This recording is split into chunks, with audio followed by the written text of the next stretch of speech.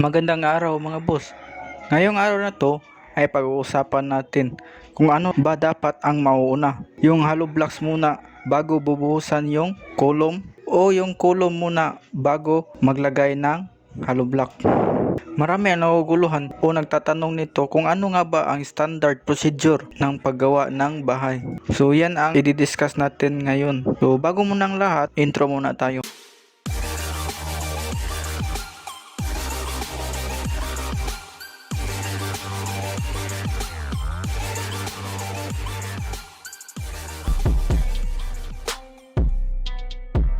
So yan mga boss, ano nga ba ang mas magandang mauuna? Yung hollow blocks muna bago ang kolom o yung kolom muna bago yung hollow blocks? So yan ang ating itutuwid na paniniwala mga boss. So dito sa method 1, yung nauuna yung hollow blocks bago yung kolom. Yung method number 1 mga boss, kalamitang ginagamit ito sa mga maliliit lamang na bahay, yung mga bungalow at kalahati ay hollow block at kalahati ay plywood or amakan. Diyan lang kalimitang ginagamit yung method number 1, kalimitan lang ito ginagamit sa 2-story building mga boss. 2-story pataas na, hindi na to ginagamit nila mga boss. Bumabase na yung engineer sa standard na nauuna yung kolom bago yung pagli-layout ng hollow block o paglalagay ng hollow block. Kasi mga boss, maraming nagsasabi nga mas matibay daw yung mauuna yung hollow block bago yung kolom. Alam nyo mga boss, sa method number 1 mga boss, para makatipid sila sa mga forma o sa mga kahoy na kanilang gagamitin at makatipid sa manpower at madali matapos ang bahay mo. Pero pag yung strength ng bahay ang pag-uusapan, bagsak to mga boss. So yan yung itutuwid nating paniniwala mga boss, na mas matibay yung nauuna ang hollow block bago yung kolom kaysa doon sa pangalawang method nga nauna yung kolom bago yung hollow block. Pero bakit nga ba hindi ginagamit ang method number 1 sa mga 3-story and above na building o na bahay? Dahil hindi po kasi ito ang standard na pamamaraan paggawa ng bahay. Kasi ang hollow block mga boss ay hindi kasama sa structural design ng building. Kumbaga yung hollow block mga boss ay nagsisilbi lamang covered ng iyong bahay. So ibig sabihin, hindi hollow block yung nagpapatibay ng bahay, kundi yung column at saka mga beam. So hayaan nyo yung foundation, beam, column at saka yung slab ang kakarga sa load na dinidesign ni engineer. So pag inuna mo yung hollow block tapos yung column, so ibig sabihin magkadikit yung hollow block at column. So, every time malindol, yung unang gagalaw is yung column. Diyan nagsisimulang mag-crack yung mga walls kasi wala siyang separation joint. So kagaya ng bahay na ito mga boss, walang hollow block. So lahat ng wall na ginamit ay glass. So masasabi nyo bang hindi ito matibay dahil walang hollow block? So ibig sabihin nito mga boss, yung column at saka beam yung nagpapatibay ng bahay, hindi yung hollow block. So yung hollow block lang is nagsilbing covered ng bahay. So nagpapatibay lang ng bahay is yung foundation, column at saka yung mga beam.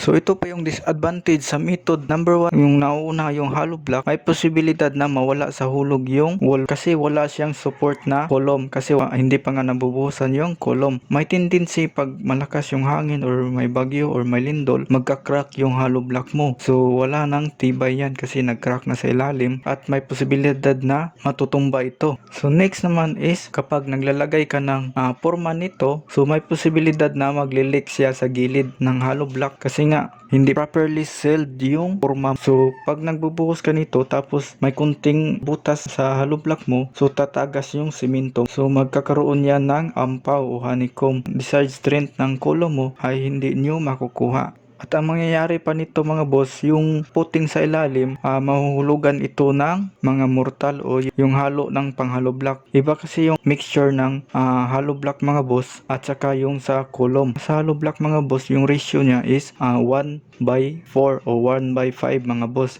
So ibig sabihin isang simento apat na buhangin or 5 buhangin. Yung column namang mga boss is 1, 2, 3 yung class A na hollow. So ibig sabihin yung 1, 2, 3 isang simento, 2 buhangin at 3 graba or yung bato. Yung mortar ay nahuhulog sa gitna ng bakal at napunta doon sa matting or footing. Pag nabuhusan nyo na yung column mga boss, so nagkakaroon yan ng separation. So ibig sabihin hindi nabuo yung concrete ng column mo. So nagkaroon na siya ng separation sa ilalim. Pag mayroong lindol, unang-unang makakrack is yung may separation sa ilalim. So kunwari natapos na yung column mga boss at nawala sa hulog yung column mo dahil sinunod mo yung hollow block. Ang mangyayari dyan is hahabulin mo sa plastering or palitada. Kalimitan nangyayari ito sa site mga boss is yung mindset ng panday is sabihin niya meron pang palitada o mahahabol pa yan sa plastering. Dapat iwasan natin yan mangyari mga boss. So magastos yan sa materialis at labor. So akala nyo ba nga maliit na bagay lang ito? Yung column mga boss,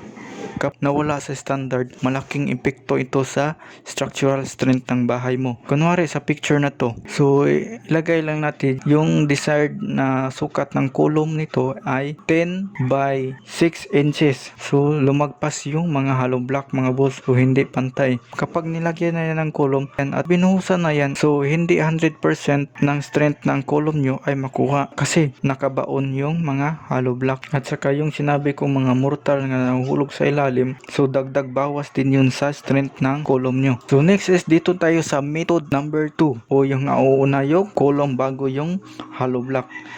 So yung chance na mawala sa hulog yung wall mo is malabo mga boss kasi meron ka ng guide na column. Ganyan. So yan yung advantage nito mga boss. So makukuha mo yung desired na thickness plastering o palitad kasi nasa hulog yung wall. So dahil dito makakitipid ka ng materialis at sa labor. So mas mabilis pa yung trabaho mga boss at masisave mo yung space ng bahay mo. At isa pa nito mga boss, kapag nauuna yung column bago yung hollow block, ang advantage nito mga boss is properly sealed yung forma. So ibig sabihin walang taga sa gilid. Kuha mo yung 100% na strength ng yung column. Kaya yung mga building na malalaki mga boss, yung sa pagitan ng hollow blocks at sa column mga boss, hindi nila idinidikit yung hollow blocks mga boss. So ginagawa nila ito ng separation joint. So nilalagyan nila ito ng styrofoam or yung iba is gumagamit ng sealant para nag-separate yung wall mo at saka column. Wall kasi mga boss, pag nainitan ito, mag-expand. Pag may lindol mga boss, so ang unang gagalaw nito mga boss ay yung column. Para maiwasan magkaroon ng cracks sa wall, so nilalagyan ito ng separation joint. So nagiging separate yung wall at saka yung column. So kalimitan yung nakikita ito sa mga mall o sa mga building. So sa lahat ng mga panday dyan, dapat maalis nyo yung mindset na mayroon pang plastering. So saan nga ba magandang gamitin yung method number 1 o yung nauuna lang yung hollow blocks bago yung column? So maganda lang itong gamitin sa mga bahay na half lamang, yung ibig sabihin yung kalahati lang yung hollow block tapos sa itaas na yung mga kahoy or plywood or amakan yung ginamit. Ito pa isa mga boss, o iwasan yung hukayin o maghukay kayo sa column. Yung desired strength ng column nyo, mababawasan yung strength ng column. Meron pa mga boss, kapag lalagay ng mga hollow blocks mga boss, so sa isang araw, 6 lang na patong ng hollow blocks. Huwag nyong isagad sa taas mga boss kasi may posibilidad na matutumba or mag-crack, lambot pa yung ilalim mga boss. Minimum thickness ng sitting nyo mga boss ay 20 mm namang mga boss or 20 mm.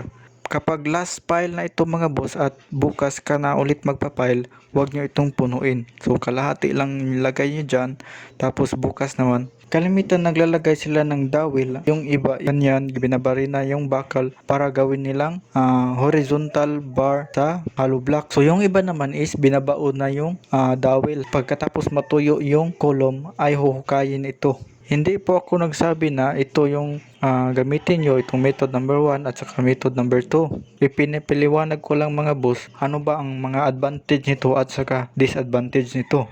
So kayo nang bahala ko. Hindi po ako isang engineer mga boss or isang architect. Nag-online study po ako ng engineering mga boss. Meron pa kayong mga katanungan, i-comment nyo lang dito sa ibaba. So hanggang dito na lang muna mga boss.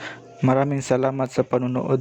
Kung nagustuhan yung video na to, please like and subscribe this channel.